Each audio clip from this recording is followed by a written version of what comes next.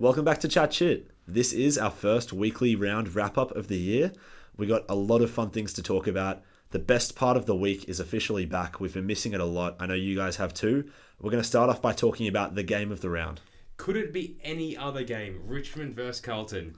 Before the game started, Richmond were at $12.50 to win the game. That's the fourth highest odds overturned for the team winning the game. At one point in the game, when they're down by 41 points, the odds were at $251 for Richmond to win that game. Ended up clawing their way back and winning the game comfortably in the end. When Carlton were up 41 points, if you had told me that a 20-year-old Richmond player would be cartwheeling after scoring a goal at some point in the fourth quarter, I would have told you, well, he's probably not going to be picked next week because that's embarrassing when you're down 40. But he did that when they were going up 15 or 20. That was one of the craziest comebacks. And just for a bit of context, this is a Richmond team that won 2 out of their 23 games last year and then are going through such a deep rebuild that arguably 3 of their best 4 or 5 players just left in the offseason. I mean, it's a rebuild we haven't really seen before, going this deep, going really hard at the draft, being predicted to win 0 games by, I did. I didn't think they were going to win a game. I'm not sure. I don't think you thought they were going to win a game. No. Several analysts weren't sure if they were going to win a game this season. I mean, but what a win for a young team. Yeah, just absolutely amazing. It just shows you what a bit of energy and youth and just not having that experience of losing. You know, sometimes you have guys who might be more skilled players, but they have that mentality of being in a losing team. And these guys are just completely fresh. You saw, I'm going to talk a bit more about it later, but some of the debutants and young guys in this team just coming with such energy. But it's scary signs for Carlton, though, because they're missing Curnow, and obviously that's a big out. But I just want to talk, their big players stood up. De Koning was massive. Cripps was huge. Wiedering almost made my top 5 of the round, and Carlton lost. But it's a team game, and we know that. And the rest of their team really didn't stand up. I have quite a strong opinion about Michael Voss that I don't think is shared by a lot of the big footy analysts, which is that I think he's not a good strategic coach. I think when you look at the amount of talent in that Carlton team, and it's just, there's no excuse for the way that they've performed over the last few years. They had one good finals campaign, but they've got multiple Coleman medalists, 2-time Brownlow medalist, and other stars in their midfield, the best fullback in the league, arguably. Like, they've got absolute talent everywhere and depth. They have depth in their squad as well. Like, there really is no excuse for how they perform, and I think Michael Voss doesn't really know what he's doing defensively with his setup. So I'm really interested to see if they're able to bounce back from this.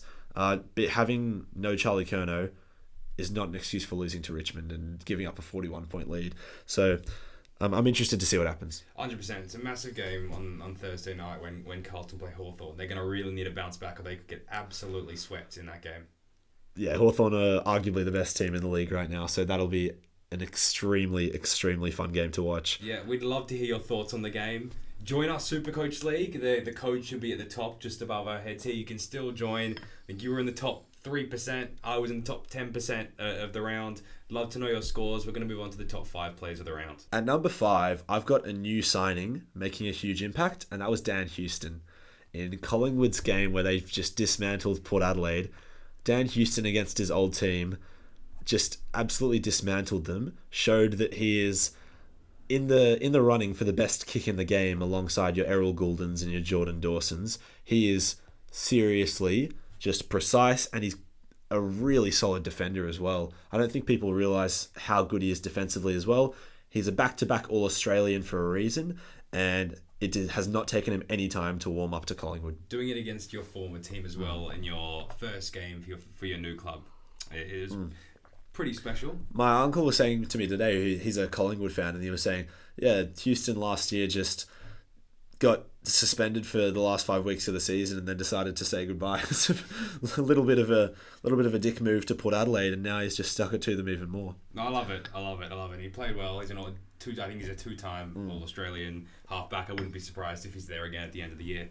My number 5, and I'm going to do my best to look up for players that aren't midfielders, and it's Josh Worrell of Adelaide. He had an awesome game today. He flies a bit under the radar, but he had 9 intercept possessions, 8 contested possessions, 21 disposals, and he had 400 meters gained as a key back. The Adelaide defense, I think, is seriously underrated part of their team. I mean, Hinge is quality. Michael Laney is quality. They throw all the guys behind the ball. Miller is quality. And this guy, when I was watching them against St Kilda aren't going to be a massive team this year, but they do have targets in the forward line. And I really think he was really good, and he stood out for me. So he's my 5th best player of the round. I didn't get a chance to watch that game, and it's fascinating to hear you talk up that Adelaide defense, because it's a real issue for them over the last few years that their talent is so heavily weighted to their midfield and forward line, just loaded with talent in those areas, especially the forward line. But then in the defense, they haven't been the strongest in the key back department. So I'll watch out for Josh Worrell for sure. At my number 4, I've got a guy that won his team the game in the 4th quarter, and that was Toby Green. This afternoon, or for us, this afternoon on Sunday, in the next best game of the round after the Carlton Richmond one, which was GWS Melbourne, Toby Green was just huge.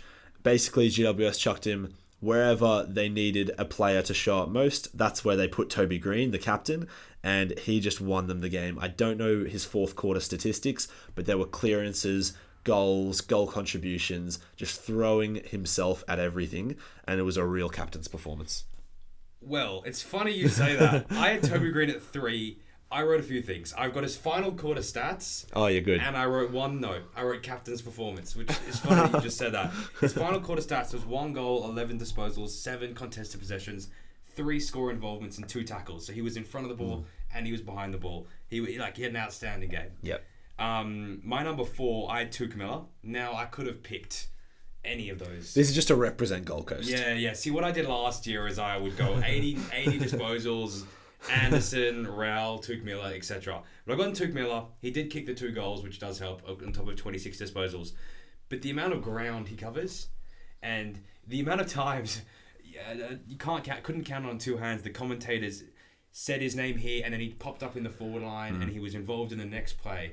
And then they'd show vision. He was making a tackle on the defensive half-back line, and then he was suddenly picking up the ball in the forward half, putting it on someone's chest, and then they'd go on to kick a goal. Yeah. Just it's the amount of ground, and you notice it as well. Yeah. He just doesn't stop running. No. I've seen one of those 5-minute clips where it's just a camera from a couple of years ago just locked into Tuke Miller, and it just follows him for a full 5 minutes. And when you see how often he's running, he's just stoppage to stoppage to stoppage to then trying to find space. It's amazing that he's able to make any decent decisions when he has the ball, because your head just must be spinning from how are you able to compose yourself? But he finds a way. The game that it throws me back to is when they played Sydney at the SCG, and he was tagging Goulden, and we could see live he was running with Goulden on the wing up and back and up and back. It's probably the best tagging job of Goulden I've ever seen, because you just couldn't get away from him. Yep, absolutely. My number 3 player of the round was Isaac Rankin. We got to see what has been hyped up for quite a while now, which is Isaac Rankin in a full-time midfield role, and he's just built for it. I was saying to Aiden a minute ago, just before we started recording, this gives me a lot of flashbacks to Heaney last year, a mega talented half forward, one of the best in the league, who has all the skills to be a midfielder and is finally given the green light by the coach, and I think it's going to go beautifully well, just like it did with Heaney last year. Yeah, Isaac Rankin can easily be an All-Australian midfielder this year. He just did everything. He was really. I didn't have him in my top 5. I'm going to try and make an effort to not have 2 players from one team, just so I can spread it around. But he was really, really good. 100% agree. He's going to play that Heaney role this year. It was hoped that he was going to do it in the last couple of years, but now it looks like he's been properly thrown in there to get in and around it, especially off the centre bounce. My number 2, because my Toby Green was my number 3, I had Bailey Smith. So, I mean, it's 700 metres gained. Looked like he hasn't missed a game of footy in the last year. Hasn't played in 14 months, by the way, and he managed to dish that out. On a new team. 32 disposals, right? 15 contested possessions, 12 score involvements. Mostly on the wing, but did have some time inside as well. Looks like he's just helped rejuvenate that Geelong midfield. Yeah, to be quite frank, it pisses me off. Bailey Smith I had as my best player of the round, as my number 1. Geelong, they just don't believe in rebuilds. It's similar to Sydney, but they do it slightly better. They just don't believe in rebuilds. It's just keep it going, just keep finding gems, developing young players, making great signings. Your Pat Dangerfields a few years ago, your Jeremy Camerons, and now Bailey Smith looks to be the next one of those where they just make a huge signing to just keep winning. He's a game winner.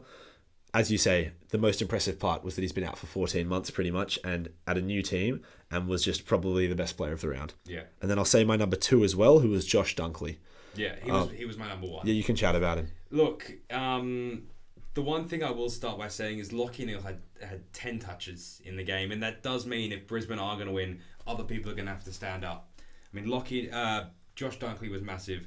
Levi Ashcroft in his first game was huge. Will Ashcroft was big as well. Cam Rayner had a big game. A bunch of them had a big game. But Josh Dunkley's stat line of 27 disposals, 16 contested possessions, 1 goal, 10 tackles, second in the game to Rowbottom at 11.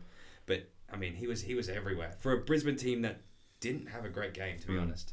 It showed you that there's a lot of talk about youth and energy, but a guy that can just bring total class to a game like that, Josh Dunkley, it was so noticeable in a very young Brisbane midfield, especially with Neale pretty much invisible. One of the great, it shouldn't get lost in the Sydney loss. If Sydney had won that game, the entire AFL media would be raving about that James Jordan tagging performances as one of the all-time great tagging performances. You don't see a player like Lachie Neale disappear to that level. So it was quite amazing, and Josh Dunkley absolutely stepped up and made sure that Brisbane matched or won the midfield battle. 100%. We're going to move on to our next segment, which is a new segment we're going to do for the start of the season, which is top 3 players poised to have a huge season. So my first player, and he's had 2 awesome games so far this year, is Finn Callaghan. And I'll start by saying he turned down the biggest offer in AFL history. It was a $17 million offer from St Kilda. But he looks the finished product at 21. He looks like he's going to be... He gives me the Petrarca vibe. He's a big body that can really get around the ground. He's good on both sides of the ball, defensively, offensively, great in the clearance. He can run all day. And it's scary that he's only 21 because he's only going to get better. Yep. I would have him as my first player on this list. I just wanted to make sure we had a few different players. We just checked because Callaghan's the most obvious one. We just discussed, let's not both have Callaghan, but I see no reason why this guy can't win the Brownlow medal this season. And if I was to bet on someone right now, it would be him. I think as my favourite. He is so classy, just sees things and executes in ways that just players cannot do. He's really up there with the best midfielders in the league. He showed this last year with an absolute breakout season, and he's just going from strength to strength to start the year and is absolutely dominant. 100%. I'll go into my next one, which we've talked about him already, but Isaac Rankin. And it's just sort of the midfield time he's going to get. He's going to be on the ball more. And yes, he's had standout years previously, but now that he's got the ability to show what he can do in the midfield, have the ball more. We saw the creativity today against St Kilda, his ability to just manipulate situations, drop the shoulder, step a player and pick out a nice 30, 40 metre kick on someone's chest. He's just got so much talent that was almost being wasted in the forward line, as we discussed with Heaney a little bit earlier. But I'll move on to my final play, and I've got Ben King. And I had him before the Gold Coast game. I know he's just kicked a load of goals, and it wasn't the greatest matchup for West Coast. I mean, but he came 4th in the Coleman in 2024 with 55 goals. Now I think he can kick 70 goals if the way he's played in preseason. And obviously he just backed it up against West Coast. Wasn't the greatest matchup, but you still have to kick the goals. But with this Gold Coast team playing the way that it is, he's going to get a lot more open opportunities, some one-on-one opportunities. I'm not sure you saw the spec. Did you see the spec he took today? I wasn't able to watch the game. Yeah, he got on shoulders today. He took a big specky in the goal square, kicked 5 goals, I'm pretty sure, and he looks poised for an absolutely huge season. And if Gold Coast are to do anything this season, which we're going to probably discuss in your power rankings a little bit later, he's going to be a key part of it. Yeah, I think there's nothing more exciting than key forward prospects sort of reaching their potential. Just my favourite players are guys like Ben King and Sam Darcy, Mac Andrew, just key position players that are able to dominate, which takes me to my first of my 3 players, which is Sam Darcy. Aiden said he left him out because he knows that I'm going to want to talk about him. I'm as big as you can be on the Sam Darcy train. I think he's the best key forward prospect since Lance Franklin as a youngster, and he just has a skill set that you should not have as a 20 or 21-year-old key forward. He plucks everything, uses his body beautifully, is a phenomenal kick, a great field kick too, is great in tight areas, and yeah, I see him absolutely dominating this year, and he's my pick for the Coleman. Yeah, the only thing that could harm his chances is how much he gets thrown around the ground. Yeah. Just watching the game against North, he was playing second ruck. He was behind the ball, taking intercept marks. That's the only thing that could probably harm his chances. Yeah, so he probably won't actually win the Coleman, but some way down, he's just going to be a dominant player for many, many years. He's probably the number one player in the league that, as an AFL fan, you're just begging that he doesn't get a bad injury. And you just don't see guys at this height, as a key forward especially, grow into their body and be able to be this complete so early, just 21. Absolutely. My second player, poised to have a huge season, is Max Holmes. We chatted a lot about Bailey Smith, and one of the commentators said something quite fitting, which is that Bailey Smith to Max Holmes, will be calling that in the commentary for the next 10 years.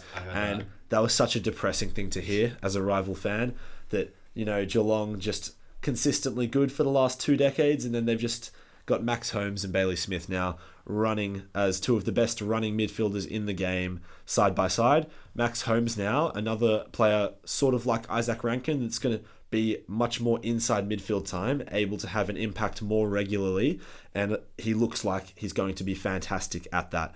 He's such an exciting player to watch, so powerful and energetic, and I think he's poised for a huge one.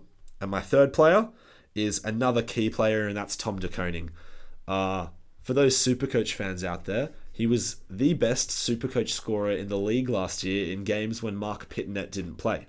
So now that he has that solo ruck role, and I think he will have that for the whole year because he's very good at it, I think he's just going to absolutely dominate. Just very good around the ground, and also we're learning very dominant in the ruck contest as well. You just love to see it. These key position players that are just finding their place in the league, and I think Tom De Koning's going to be huge. I love it. The one thing that stands out to me is the follow-up work. It's the ruckmen that have the ability to actually get down and play with the ball, which is one that Luke Jackson, I compare him to, as in follow-up work in the ruck. But we'll move on to our next segment in hits and misses. My hit for the round, my favourite thing about the round, was the debutants that had a huge impact, and there were many of them. You love seeing that in round one. Sometimes you can get sort of dud years with the rookies. This is certainly not one of those years. I'm just going to rattle off a few. Sam Layla and Luke Traynor for Richmond. Luke Traynor was quite unexpected how composed he looked as a key defender in his first game. Then Murphy Reid what happened?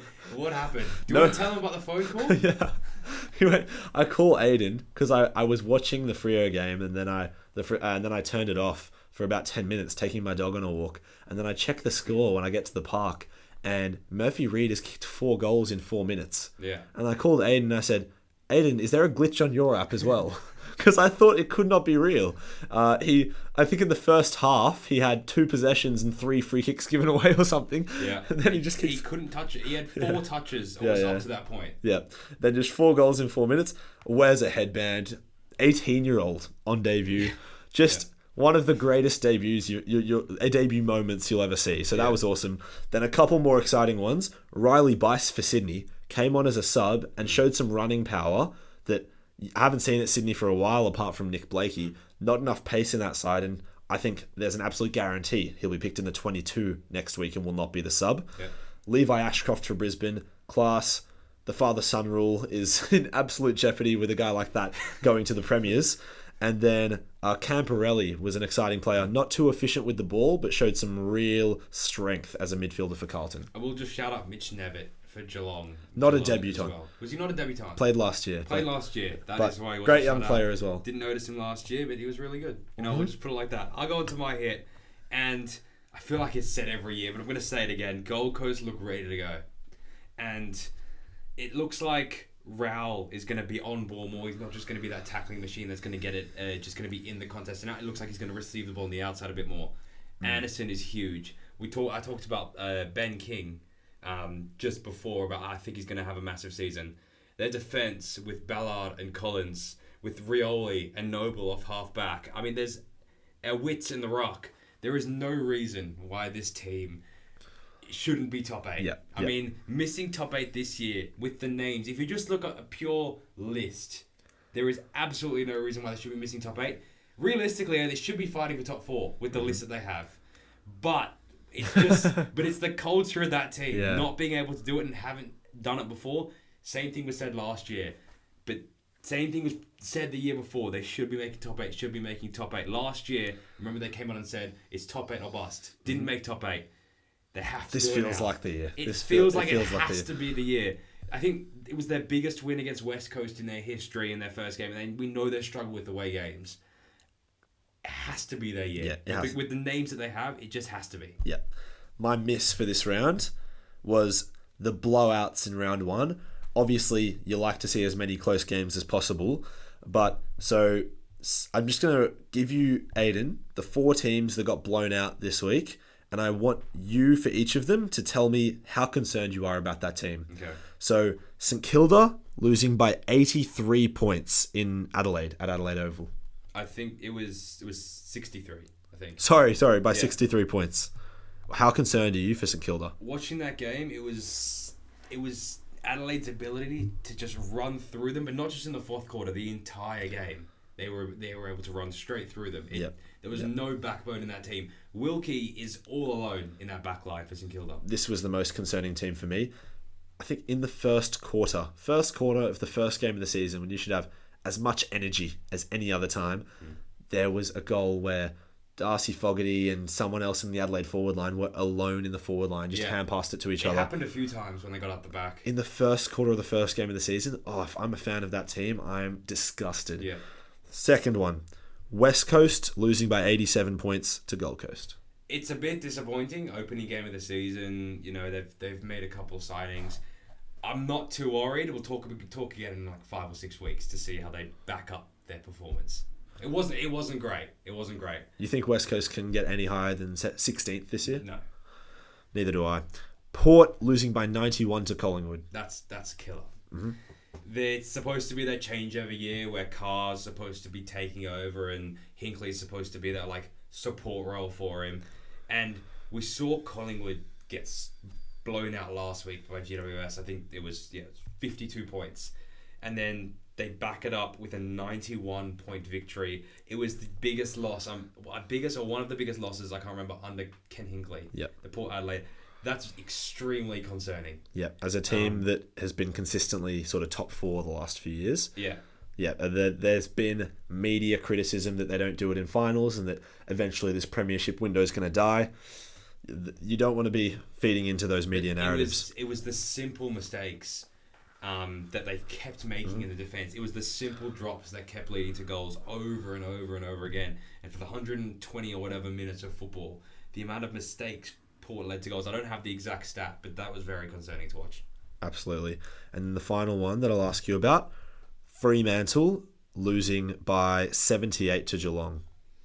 Yeah, this one confused me because Freo was supposed to be that team taking another step this year, and we know Geelong are talented at home. In our preseason video, I had Fremantle in the top 4, making the top 4 this year. And you were not alone. Lots of people had Freo very, very high up this season.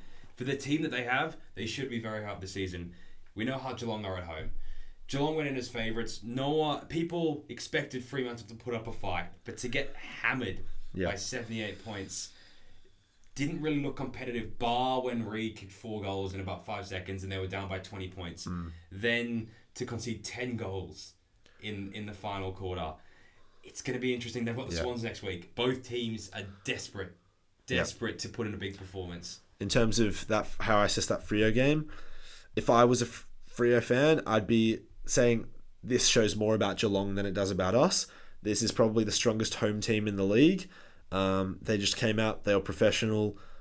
You can blame it a bit on rust. I'm actually not too concerned about Freo. I still think they can make a really big finals charge. Next week is absolutely massive. Completely agree. Then tell us about your miss. My miss was just the Swans setup. And we talked about it a bit while we were watching the game. And one was McCartan, which I'll go into a little bit now. He was playing forward, and we've said since he started playing forward, yes, it could work, but it's probably going to do more harm than good. Then he was thrown behind the ball towards the end of the game. When we needed goals, by the way, he was thrown behind the ball. And we did not have a key forward in the forward line at one time. It was Joel Amartey in the ruck. And it was Braden Campbell at full forward. Yeah, and it was an average height in the forward line of about 5'10", 5'11". The entire setup looked a complete mess for large parts of that game. McCartan is a key back. Okay, you've had 2 games. You're going to have to throw your ego out the window here. And if you're Dean Cox. Yeah, if you're Dean Cox, and you're going to have to put him behind the ball. It hasn't worked, and you can't... This is becoming critical. Yep. In the parts that we're 0-2, it doesn't matter too much because it's arguably 2 teams that could finish 1-2 this season. But Freo and Optus is going to be a massive game. I'm really keen to see what he does if McCartan starts forward of the ball. I have an unfortunate feeling that he might start forward of the ball. Yeah. But it just looked a mess, especially in that second half when the Swans started playing badly and they couldn't quite come to wraps with how to fix it. And then it was needed goals, wasn't a key forward in the forward line, wasn't exactly sure what was going on for parts of that game. Yeah, like we just said with Freo have a massive game coming up, Swans have a massive game coming up. It's a must-win for both of them. To me, it's just very obvious that Tom McCartan is a much better defender than he is as a forward. That's why he got moved to defence after being drafted as a forward. And look, I think this is a really good indicator of Dean Cox as a coach early on. Can he, as you say, put his pride aside that, this is his sort of baby, his project, that he's making this big change. Our great fullback, he's going to try to chuck him up forward and it's exciting. Can he say, okay, it didn't work, we're going to chuck him back where he belongs? I hope so. Or maybe he's a genius and Tom McCartan will start kicking 4 or 5 goals a game. Who knows? Did you have anything else to say about the Swans setup? No, I'm just really keen to see what happens next week. But I'll move into the next segment in the footy pyramid. So for those who weren't watching last season, the footy pyramid is a running pyramid done by Aiden where he ranks the top 15 players in the league in 5 tiers, 5, 4, 3, 2, 1 in each tier, based on their current form and his vibe. 100%. A lot of it is on vibes. It changes week to week. This is going to be a segment we run throughout the season. Injuries to players that are injured at the start of the season, I've almost just disregarded. So you're not going to see Bontempelli in this list. He's out for 6 weeks. If you put him in the list, he'd just sort of drift down. If you're injured, you have a bye. It's unfortunate. Yeah. We're going to start on the 5th tier. I have Lachie Neale in the 5th tier. Now, I know he only had 10 touches, but if he hadn't had that game, he would be a lot higher on my list. He's Lachie Neale. He's Lachie Neale, all right? He's got a bit of pedigree. He's earned it. He's got a bit of pedigree in that name. He's gonna start on the 5th tier this year. Joining him, I have Wiedering. Had a really good game. Almost had him in my top 5 in a losing performance. Zach Merritt is in the 5th tier. Zerrett in the 5th tier. Will Day in the 5th tier. Yeah, that's an exciting one. Great opening 2 games for him. And I had Sicily in the 5th tier as well. Being thrown around, I can do it everywhere. Why not? Moving up to the 4th tier, Petrarca. Very good first game. Poised to have a massive season. We were unsure if he was actually going to be able to come back and play the level after the horror injury last year, where he was out for out for most of the end of the season. But he's come back, looks good. 4th tier. Joining him, Sam Taylor. Looks like he's going to be All-Australian this year as a key back. Loving the defender appreciation. Yeah, we're going to move it around in positions this year. It's not just going to be midfielders. Noah Anderson is in the 4th tier. The whole Gold Coast trio could probably be in the top 15. Noah Anderson looks like he's just taken a step up. Just from this game, we're going to see next week. I'll have a bye week after. Sarong is the last one making up the 4th tier. He's just quality. He's quality. Moving into the 3rd tier. Cripps had a good game. The 45 Brownlow voter looks to go again. Probably gets 3 votes in that game. Joining him in the 3rd tier, Jeremy Cameron had a big game against Freo. 4 goals. Could win the Coleman again. Will be interesting without Hawkins in the forward line. How he plays. Is he going to play a bit deeper? Is he going to still move up the ground? We'll wait and see. According to just about every AFL player and coach in the league, he's the toughest matchup going around. 100%. It's not easy to just be a big key defender and play on him. Heaney is going to join him in the 3rd tier. I've heard he was playing with a minor injury in that game. Didn't light it up in that game against Brisbane. I think Heaney should be higher. Okay. We're gonna keep moving a bit. We're gonna keep moving higher. Got Heaney in the third tier. Not happy. That's fair enough. I have Max Gawn in the second tier. Yeah. Scary. Again, I know, he just keeps doing it. I know he was up against Keith, who ended up winning the game for GWS, but he's so dominant. Yeah. So incredibly dominant. He's got a massive matchup against Sherry next week, and I'm really keen to see how the two go at it. Let us know how you think Max Gawn will go down and be viewed among the all-time best rucks. Does he go down as the best ruckman ever? There are ruckmen who have won Brownlows, but it was a very different voting system back then. Let us know what you think. 100%. It's just scary. Every single year he seems to come back. I have Dacos in the second tier. Hasn't had the best start to the year. Right, had a decent game against Port Adelaide. We know his quality. Who's number one here? He's going to be in the second tier. Number one is Finn Callahan. Oh, you know what? I like it. When I prefaced, let's wait to see the footy pyramid. Remember, this is form. Yeah. He's the form player in the competition, in my opinion, so far this year. He's stormed out. He's had 2 games. He's had a bigger chance to do it, and he's impressed in both of those games. He's going to start as number one in the footy pyramid this year. Be interesting to see how he moves around. If there's a player to go early on and start making big claims about, it is Finn Callahan. This guy, it's not stats. You just watch him play, and it's clear that he's going to keep doing it. He's just really, really good. 100%. I'd love to know who I missed out on this list. This was really tough to do as the first list of the season. Top 15 players currently on form. But now let's look at the teams. Let's get into the power rankings. Much like last year, for those that weren't here, the power rankings, based off form and vibes, where I think they're going to go this year. It's more about the future, really. For example, it's not just going to look like the ladder after round 1. Let's put it like that. I like it. So, at number 18, I've got West Coast. There's not a lot of promise for them. You look at the other teams across the bottom of the league, there's at least a little bit of hope. I don't see any hope for West Coast, unfortunately. And at 17, I've got this low St Kilda. Ooh. So concerned about them. They have some talent in their team. Naziah Wanganeen-Malira, phenomenal. Rowan Marshall, phenomenal. Jack Sinclair, amazing.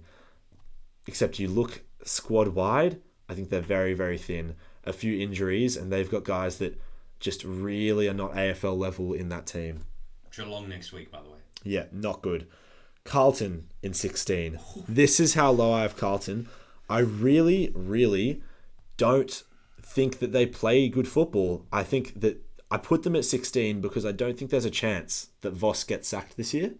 They're backing him in, and I don't think he has them playing good football. They did not have any injury excuses this game. Had no... apart from Curnow. So that's one player, and pretty much every team has a big player injured at the moment. This is probably the boldest selection that I have here, but I can see Carlton finishing as low as 15-16 on the table. I like it. Big claims. Let's do it. Just on that, just to quickly justify that, apart from West Coast and probably St Kilda, tell me another team that doesn't have hopes of making finals this year. Maybe North Melbourne, but I thought they showed quite a lot against Bulldogs with some debutants that'll only get better. I think that there's some teams that have more hope than Carlton does. Next up, I have to put them just above Carlton, is Richmond. You look at their squad, that performance is probably not sustainable. I think it's very likely they finish the season in 17th or 18th, almost certain. But they're not going to get 0 wins. They're not going to get 0 wins, and being 1-0, I couldn't put them below Carlton. They're in the 8. They were 0-6. Anyway, Gary Rowan, Mark, the reference, anyone understands. Next up, this is a bit crazy, Aiden. I'm going Port Adelaide. 91-point loss. I love a first week power rankings. 91-point loss, and it does not look promising for Port Adelaide. I think not having Zach Butters, big loss. But when you look at their forward line, no Finlayson in that forward line, no Charlie Dixon, bit of a concern. And I think Alir is a little bit alone in that back line, and Dan Houston's gone now. Alir was already a little bit alone when it came to big games, big moments in that back line. It's been further weakened. I'm concerned. Port Adelaide have a very exciting midfield, but I think they're quite weak outside of that, so they're relying on it a lot. I mean, talk about a game at Adelaide Oval next week. They have Richmond at Adelaide Oval, and we would not be surprised if Richmond went and beat them. Don't say we here. I think Port Adelaide will win that game. I would not be surprised if Richmond went and beat them. I think Port Adelaide likely win that comfortably. This Richmond game was an absolute miracle against Carlton. But we'll see you next week and see what... We might play back that clip. Next up, I've got North Melbourne. I like to put them high here. They got about a 20-point loss or 16-point loss. Something... Or 16. Against the Western Bulldogs. I thought... Western Bulldogs are a bit underappreciated this year. A lot of people are quite low on the Bulldogs, but you look across the ground and with guys like Bontempelli and Treloar still coming back, they have a tremendously talented key forward line. Jamara as well. Yeah, Jamara, Norton, Sam Darcy, and they have a stacked midfield and quite a solid defence that is quite experienced. So North put up a serious fight with a lot of youngsters, and I think they have such an exciting team this year. I would not be surprised if they get it going and get a streak of wins. I don't know when it'll happen, but I think North could do something like what Hawthorn did in the back half of 2 years ago, where they just suddenly went from 16th to showing, wow, these guys have a lot of young gun talent that can just win games and surprise you. I think this might be the year that North shows a bit. Next up, I've got Essendon, and, it's maybe similar to Gold Coast. They're a team that their fan base is always thinking this has to be the year. I don't think it is this year for Essendon. They didn't look the goods. I just looked across their 22. Isaac Kako is really the only change to last year. Yeah. And you can't rely on a small forward to suddenly change how your team plays and how it's going to perform. I don't really see what they've got in that team that's going to change how they performed last year. They don't really excite you, do they? No. With the people on their list. Yeah, I just can't see them even competing for the top 8 this year. Yep. Next up, I have the Adelaide Crows. Now, it was an exciting win first up, but as I say, I think it's going to all come down to that defence and the midfield. I think they have a very strong forward line, but now they've got a very new midfield, and the mix is anyone's guess this year. The first game we saw a lot of Rankin and Jordan Dawson and Jake Saligo, along with Matt Crouch, but they have so many guys that can play that inside midfield role. I wonder what they're going to do in games that are a bit tougher than this one was against St Kilda. I think this was very good for their percentage and for their confidence. I'm interested to see how they perform against tougher teams. And, we know they finished 15th last year, I believe. Next up, I have Freo. I've got to put them down here. And obviously, based on that performance against Collingwood, they should be 17, 18. But I look across that list and I'm going to give them... Oh, sorry, not against Collingwood, against Geelong. I'm going to give them the chance. I think they are stacked everywhere, and I'm going to give them the chance to perform here because I do think they have a phenomenal list and a good coach. Next up, I've got the Bulldogs. And Bulldogs at 9th. It's where they are most years, isn't it? A lot of criticism and pressure on their list, on Riley Beveridge, because they seem to just be stagnant for the last 5 or so years, maybe a little bit more. And as I said, they have players coming back, there's promise, but there's teams that are probably more exciting than them. At 8, I've got Gold Coast, and it's a bit symbolic. Is this the year that they finally make the 8? I've got them at 8 because I think it might be. There's so many teams that are competitive, and I think that's going to be the case for many years to come in the AFL. We're seeing it. It's quite beautiful to watch as a fan.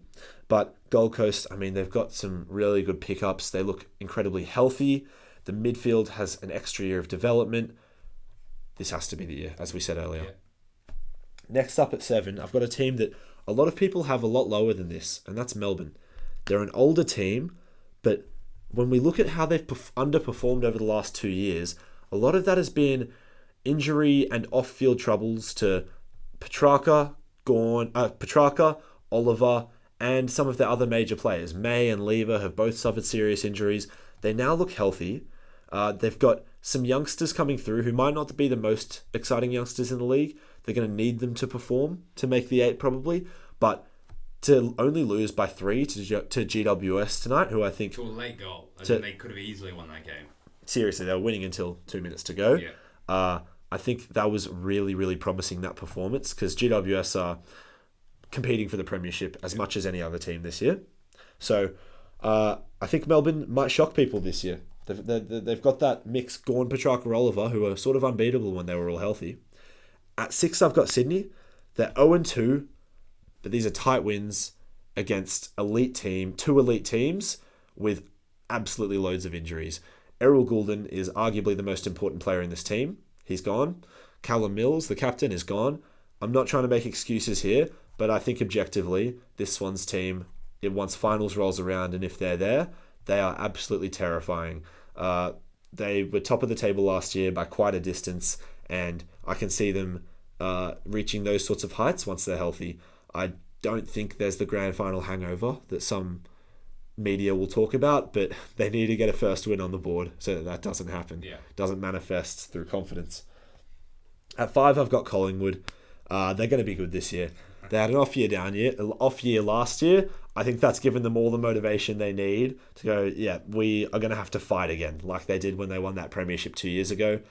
They could absolutely win it all this year, couldn't they? Yeah, unfortunately. Dan Houston, a great addition. Tim Membry hasn't been mentioned yet today. What a performance he has had as centre-half forward.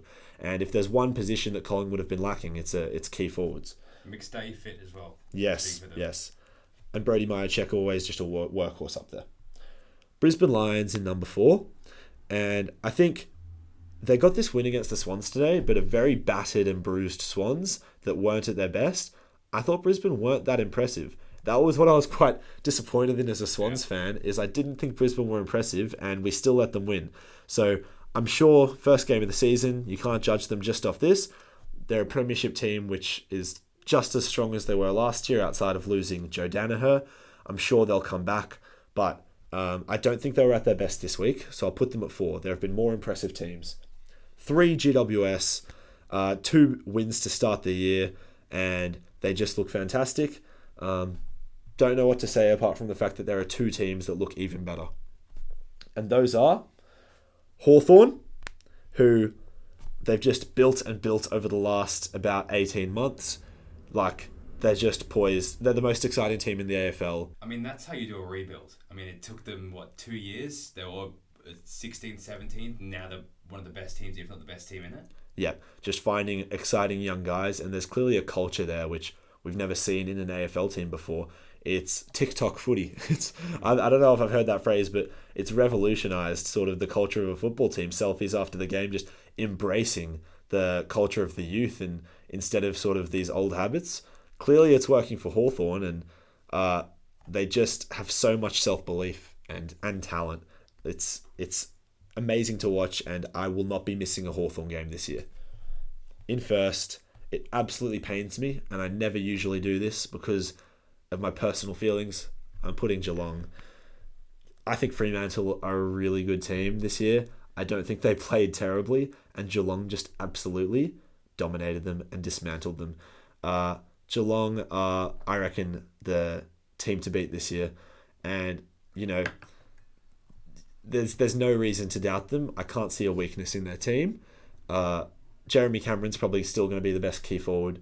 They have an exciting mix in the midfield that's going to compete with any other midfield, and they have an extremely solid defence. One of the best defenders in the league in Tom Stewart.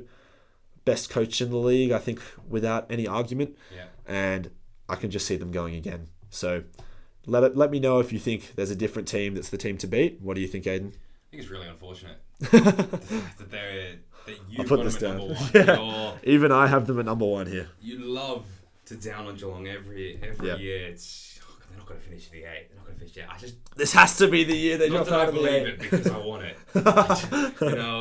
It's unfortunate, but they deserve it. Deserve to be at the top. Again, make sure you join our Super Coach League. The league code's above us somewhere at the top. Let us know your thoughts on any of the segments. We'd love to know if you have any ideas on segments that you want us to do, and we'll see you all in the next one.